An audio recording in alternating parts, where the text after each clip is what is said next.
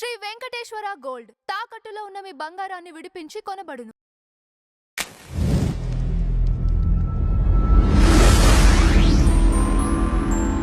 Ma'am నమస్తే ma'am. నమస్తే. Ma'am, కవిత గారి తీరుపైన 2 తెలుగు రాష్ట్రాల ప్రజల్లో ఆశ్చర్యం, కొంత ఆగ్రహం కూడా కలుగుతుంది. ఒకసారి ఒక వ్యక్తిని టార్గెట్ చేసి మాట్లాడటం, ఒకసారి మాకే నష్టం జరిగిందంటాం, ఒకసారి ఇద్దరం అన్నదమ్ముల్లా కలిసి ఉండాలంటాం, 2 తెలుగు రాష్ట్రాలు మంచివి అనటం, లేదా ఒక రాష్ట్రానికి అన్యాయం, ఇట్లా రకరకాలుగా మాట్లాడుతున్నారు. గత కొంతకాలం నుంచి ఆమె 2 మాటలు మాట్లాడారు. ఒక సినిమాని తీసుకొని దానిపైన వివాదం క్రియేట్ చేసి ఇదంతా అవుతుంది కదా.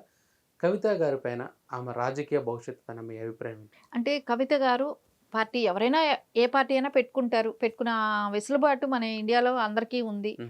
అది తప్పని ఎవరు కూడా అనరు కానివ్వండి. కాకపోతే ఆవిడ 10 సంవత్సరాల అధికారం ఉన్న పార్టీలో ఉన్నారు కదా. సో అప్పుడు ఆవిడ ఏం మాట్లాడింది, అప్పుడు ఆవిడ ఏం చేసింది అనేది స్పష్టంగా ప్రజలు ఆలోచిస్తారు.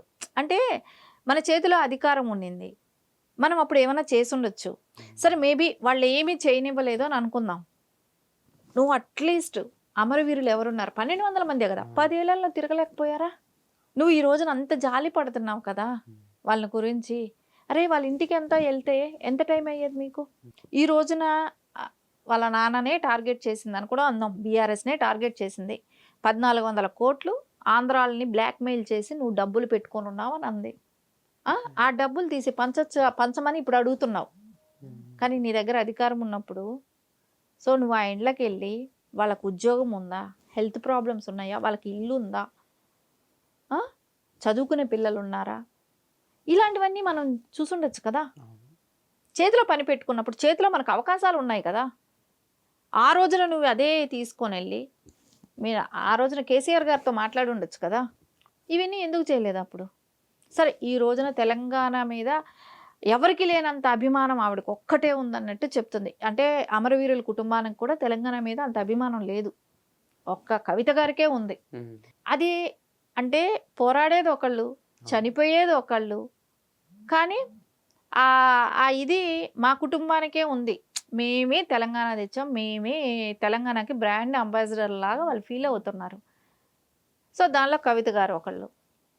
ఆవిడ చెప్తుంది ఇడుపు కాగితం గురించి మాట్లాడుతుంది. దానికి ముందు ప్రొఫెసర్ నాగేశ్వరరావు గారి గురించి మాట్లాడారు, దాని గురించి నానా యాగి చేశారు. అది అందరూ అంటే మేధావులు అనేవాళ్ళు ఒక పక్కే ఉంటారు కదా, అందరూ పెయిడ్ వాళ్ళే మేధావులు కాదు కదా. సో సోషల్గా చాలామంది జర్నలిస్టులు అదే రౌండ్ టేబుల్ పెట్టారు, దాన్ని ఖండించారు, తప్పుడు మాటలు మాట్లాడకండి అని మాట్లాడారు, అయిపోయింది. సరే అది ఆ అంశం ముగిసిపోయేకందుకు ఇంకోటి స్టార్ట్ చేయాలి, ఇడుపు కాగితం అనేది స్టార్ట్ చేయాలి. ఆ ఇడుపు కాగితం అనేది స్టార్ట్ చేసినప్పుడు సరే అసలు మనము ఇప్పుడు ఈ వీడియో మాట్లాడి అనుకోండి, దీనికి నచ్చినోడు ఉంటాడు, నచ్చనోడు ఉంటాడు, ఎవడో ఒకడు కమెంట్ పెడుతుంటాడు. సరే ఏదైనా పాజిటివ్గా తీసుకుంటా, నచ్చిన కమెంట్స్ ఉంటే వదిలేస్తాం, పట్టించుకోం. వాడు ఏ రాష్ట్రం ఆడు ఎవడు పెట్టాడు, వాడు ఏంటి అని ఇన్ని ఆరాలు తీసుకుంటా, ఇప్పుడు ఆంధ్ర వాడు పెట్టాడా, మహారాష్ట్ర వాడు పెట్టాడా, కర్ణాటక వాడు పెట్టాడా అని చెప్పి మనం మాట్లాడుకుంటూ కూర్చుంటామా? అది ఒక సినిమా, అది ఒక సినిమా. ఆ సినిమా గురించి మాట్లాడారనంటే వీళ్ళు ఎంత టైం వేస్ట్ చేసుకొని ఇన్ని మాట్లాడారో చూడండి మీరు. అరే లాంగ్వేజ్ ఇప్పుడు తెలంగాణలో పిల్లలు కూడా చాలా మందికి ఇడుపు కాగితం అంటే తెలియదు. అది విలేజ్ స్థాయిలో ఎక్కడో రూరల్గా డే వాళ్ళకి తెలుస్తుంది. సో సిటీలో పెరిగిన వాళ్ళకే కానివ్వండి, టౌన్లలో పెరిగిన పిల్లలకి వాళ్ళకి తెలియదు. సో దాని కింద వాళ్ళు ఏమన్నారు, దానికి మీనింగ్ పెడితే బెటర్ అని అన్నారు. సో దాన్ని ఎందుకు, అది వాడు ఎవరో కూడా తెలియలేదు, వాడు ఫేక్ ఐడి పెట్టుకొని ఉన్నాడు, అది వీళ్ళే పెట్టించారా అని కూడా డౌట్ వస్తుంది. ఇప్పుడు సినిమా ప్రమోషన్ కోసం వాళ్ళే కూడా పెట్టచ్చు, దాన్ని ఇంత ఇష్యూ చేశారు. మనం ఎక్కడున్నాం దాని గురించి, ఆంధ్ర వాళ్ళని గురించి మాట్లాడటం అనేది కానివ్వండి, ప్రాంతీయవాదాన్ని మళ్ళా రెచ్చగొట్టాలనే ప్రయత్నం కానివ్వండి, నోటుకు వచ్చినట్టు మాట్లాడారు కొంతమంది మేధావులు కూడా కలిసి. అరే మనం ఎక్కడున్నాం? తెలంగాణ భారతదేశంలో అంతర్భాగం కాదా? ఎక్కడున్నాం మనం? ఏ రాష్ట్రంలో ఉన్నాం? ఏమైనా దీనికి పాస్పోర్ట్ కావాలా, వీసా కావాలా ఇక్కడికి రావాలంటే అనేది ఎవరికైనా ఒక డౌట్ వస్తుంది కదా. ఇప్పుడు అదే లోకేష్ గారు అన్నారు, ఆహ్వానించారు, మీరు ఎవరైనా రండి, ఓపెన్గా ఇక్కడ వచ్చి ఉద్యోగాలు చేసుకోవచ్చు, మీకు టాలెంట్ ఉంటే మీరు వచ్చి ఇక్కడ ఉద్యోగాలు చేసుకోండి అని చెప్పారు. తెలంగాణ వాళ్ళు రాకూడదని కాదు కదా, తెలంగాణ వాళ్ళని ఆహ్వానిస్తున్నారు. ఇప్పుడు అదేలాగా మల్లారెడ్డి గారు వెళ్ళి అక్కడ పెట్టుకున్న ఇన్స్టిట్యూట్ పెట్టుకుంటున్నారు. తిరుపతిలో ఆయనకి ఇచ్చారు. అంటే మల్లారెడ్డి గారు వెళ్ళిపోయి బిజినెస్ ఇప్పుడు ఆయన కాలేజీలు అక్కడ పెట్టుకుంటున్నారు కదా ఆంధ్రప్రదేశ్లో. తప్ప ఎవరు ఎక్కడైనా కూడా ఇండియన్ ఒక భారతీయుడు అన్న వాళ్ళు మన ఇండియాలో కూడా బతికే స్వతంత్రం లేదా? అలా ఎలా రెచ్చగొడతారు? దాని మూలాన పవన్ కళ్యాణ్ గారిని మాట్లాడిన మాటలే కానివ్వండి, ఆవిడకి వ్యతిరేకంగా ప్రజల్లో కానివ్వండి, అది బాగా వ్యతిరేకతే వచ్చింది. దాని మూలాన ఆవిడకి వచ్చిన లాభమే లేదు, నష్టమే వచ్చింది. సరే ఈవిడ ఇన్ని నీతులు చెప్తుంది, ఆవిడ బాడిగింట్లో ఉండేది, ఒక కోట్లు పెట్టి ఇల్లు కట్టుకుంది ఇంద్రభవనం లాగా. దానికి మళ్ళీ ఆవిడ 25 లక్షలు అంటే 25-30 లక్షలు పెట్టి వాచ్ కొనుక్కొని కష్టపడి సంపాదించి కొనుక్కున్నాను అని చెప్పింది. బ్యూటీ పార్లర్లో కదా ఆవిడ రన్ చేసింది. అంతకుముందు అక్కడ ఉద్యోగాలేగా చేస్తూ ఉన్నారు అమెరికాలో. అలాంటి వాళ్ళు మీరు 30 లక్షలు పెట్టి 25 లక్షలు 30 లక్షలు చెప్తుంది పెట్టి నువ్వు తీసుకున్నావు అని అంటే ఖచ్చితంగా ఎంత సొమ్ములు, ఈ తెలంగాణ సొమ్ములు కాదా ఇవన్నీ? సో ఖచ్చితంగా మనకి ఇవన్నీ ఎలా అనిపిస్తుంది, వీళ్ళ స్టార్టింగ్ లైఫ్ ఏంటి, తెలంగాణ వచ్చిన తర్వాత వీళ్ళ లైఫ్ ఏంటి అనేది ప్రజలకు తెలియదా? తెలుసు. సరే ఇప్పుడు ఈ రోజున వీళ్ళందరూ కూడా ఇక్కడ ఇలాంటి మాటలు మాట్లాడుతున్నప్పుడు సరే ఆ ఇడుపు కాగితం గురించి వదిలేసింది. ఇప్పుడు మళ్ళీ నెక్స్ట్ ఇంకొకటి ఏదో ఒక సినిమా ప్రోగ్రామ్కి ఇన్వైట్ చేసినట్టున్నారు, ఏదో ఆవిష్కరణ ఏదో. సో అక్కడికి వెళ్ళింది అన్నదమ్ముల్లాగా కలిసి ఉండాలి అంది. అంటే ప్రజల్లో నుంచి ఏదైనా అప్పుడు తెలంగాణ కావాలి అనుకున్నప్పుడు ప్రజల్లో నుంచి వచ్చింది ఉద్యమం. సో ఇప్పుడు ప్రజలు కాదు, అంత పెయిడ్ ఆర్టిస్టులు అయ్యారు అక్కడ.